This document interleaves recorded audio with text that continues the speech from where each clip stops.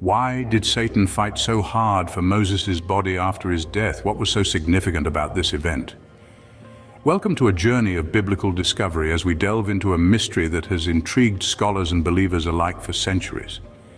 The story of Moses is widely known, a man of faith, a leader who led the Israelites out of Egyptian bondage.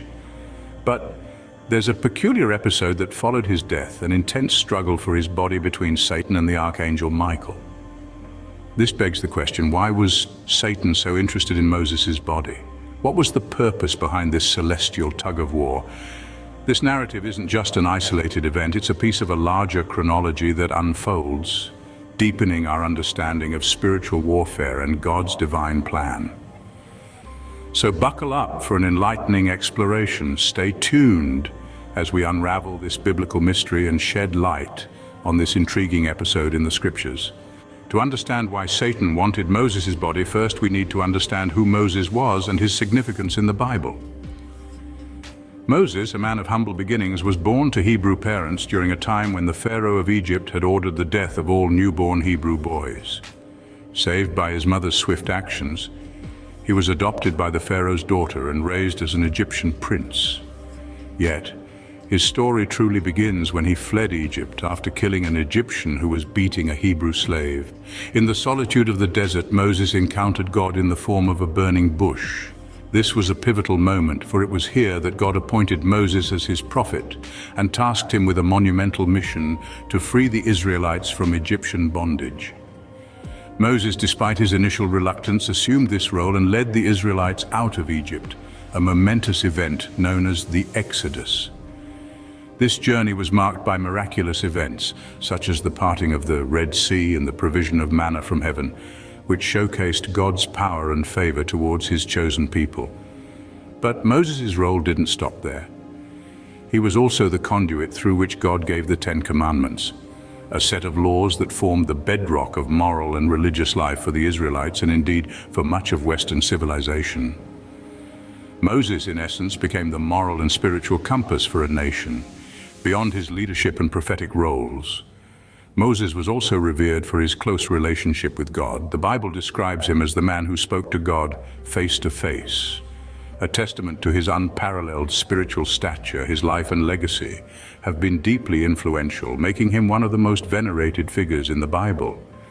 Clearly, Moses was a central figure in the Bible, but what happened after his death that made Satan so interested? Moses' death was not an ordinary event, it was filled with mystery and intrigue. As the leader of the Israelites, Moses had become a beacon of hope, a pillar of strength and a symbol of resilience for the people of Israel. His journey from the basket on the Nile to leading a nation was a testament to his fortitude and faith. As his life neared the end, Moses knew he wasn't destined to step foot in the promised land. He prepared for his departure, bidding farewell to the Israelites with a heart filled with love and a spirit filled with courage.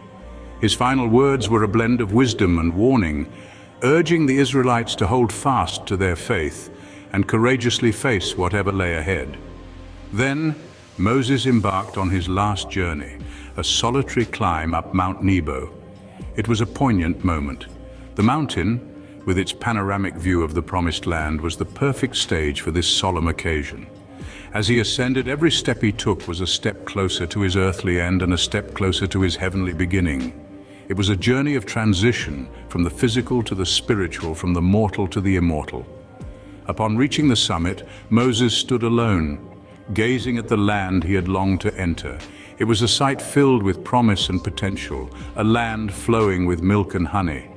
As he breathed his last, the man who had been born in the humility of a reed basket and raised in the grandeur of a palace now met his end on a mountaintop, alone yet not lonely, for he was in the presence of the divine. Moses' death on Mount Nebo marked the end of an era, but it was the beginning of a battle that would involve the forces of good and evil. His death was a turning point, a moment that would set in motion events of cosmic significance. The story of Moses doesn't end with his death, it merely turns a new page, one filled with mystery, intrigue, and spiritual warfare. After Moses' death, a battle ensued, not over land or wealth, but over his body. a clash like no other. This was not a physical fight, but a spiritual struggle of celestial proportions. Moses, the great leader of Israel, had passed away, and his body became the object of a celestial dispute. This intense battle was between the archangel Michael and Satan, a clash of immense spiritual significance. The Epistle of Jude, a book in the New Testament of the Bible, briefly mentions this peculiar incident. The archangel Michael, a warrior of God and protector of Israel, stood up against Satan, the adversary. The two were locked in a battle over the body of Moses. But why? What could be so significant about the mortal remains of this man? The scripture does not provide a detailed account of this battle, but it does tell us that Michael rebuked Satan in the name of the Lord. "The Lord rebuke you, Satan," he declared, standing his ground against the adversary. The archangel Michael, despite his power, did not dare to bring a slanderous accusation against Satan, showing his respect for God's authority. The reasons behind this battle are not explicitly stated in the scripture. It leaves us with a tantalizing mystery that has been the subject of theological debates for centuries. Some scholars suggest that Satan wanted to use Moses' body to lead the Israelites into idolatry. Others speculate that Satan wanted to claim Moses' body as a trophy, a symbol of his power and defiance against God. Regardless of the exact reasons, this battle underscores the importance of Moses and the respect both celestial beings had for his body. It also highlights the ongoing spiritual warfare between good and evil, a theme that resonates throughout the Bible. This celestial struggle over Moses' body is a testament to his significance in the grand narrative of God's plan. It's a tale that raises more questions than it answers, leaving us to ponder, to speculate, and to learn. The question remains, why did Satan fight so hard for Moses' body? What was it about Moses' body that made it so desirable to Satan? This intriguing question has puzzled theologians and Bible enthusiasts for centuries. Let's take a moment to delve into some of the theories that may shed light on this mystery. One popular theory suggests that Satan wanted Moses' body as a tool to lead the Israelites astray. Moses was a revered figure, the man who had led them out of slavery in Egypt and delivered God's laws to them. His body, even in death, held a strong symbolic power. If Satan could gain control of it, he might have used it to create a false idol, a physical representation that could mislead the Israelites and pull them away from their faith in God. Another theory posits that Satan's interest in Moses' body was to challenge and deny God's power over death. Moses' death was unique. He died at God's command, and his body was buried by God himself in an unmarked grave. By attempting to take control of Moses' body, Satan might have sought to undermine this divine act, casting doubt on God's ultimate authority over life and death. Yet another perspective suggests that Satan's desire for Moses' body was a testament to his defiance and pride. In his rebellion against God, he sought to claim something that was clearly under God's dominion, a symbol of his refusal to submit to God's authority. Each of these theories offers a different angle on Satan's motives, reflecting the complex nature of this biblical event. It's a fascinating topic that encourages us to think deeply about the Bible's teachings and the enduring battle between good and evil. But regardless of the theories, one thing is certain: Satan did not succeed. Despite his efforts, Moses' body remained under God's control, a testament to his unwavering power and authority. So, regardless of Satan's motives, God's power prevailed.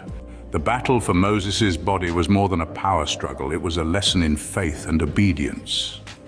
In the aftermath of this enthralling event, we find profound lessons that echo through the ages. The battle for Moses' body was steeped in symbolism, a tableau of the eternal conflict between good and evil, where the stakes are not merely power but the hearts and souls of humanity. One of the most poignant lessons is the importance of faith. The faith of Moses, who trusted in God's plan even unto death, and the faith of Michael the archangel, who did not rebuke Satan with his own power, but with the authority of the Lord. This tells us that our faith should not be in our own strength, but in the Lord's. Then there's the lesson of obedience. Moses' obedience to God's commandments, even when they led him to the brink of the promised land but not into it, is a stark reminder of the cost of obedience. It may not always lead to worldly rewards, but it assures us of divine approval and eternal rewards. And finally, there's the lesson of God's sovereignty. The battle for Moses' body was ultimately won not by the most powerful being, but by the rightful authority.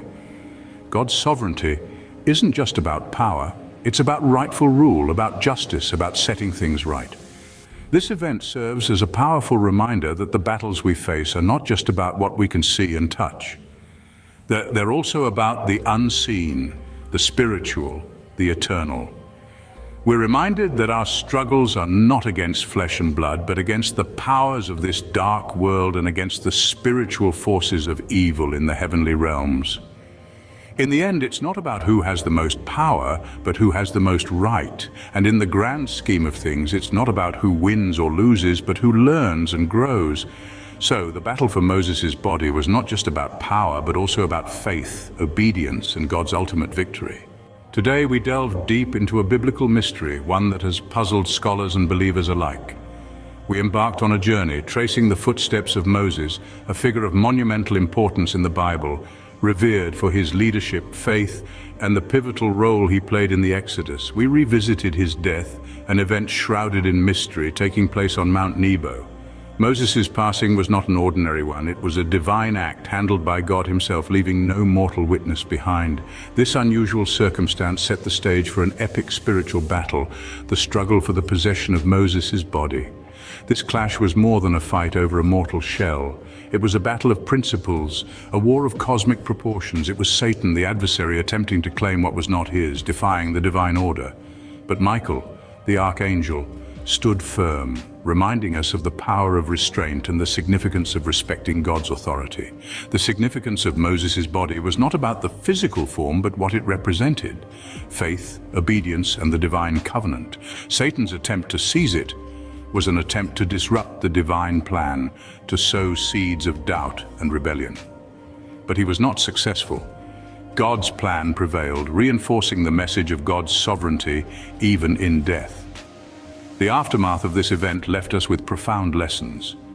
It urged us to reflect on the importance of faith, obedience, and respect for God's authority.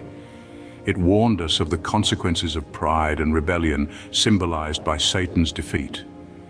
In the end, the battle for Moses' body reminds us of God's sovereignty and the importance of faith and obedience.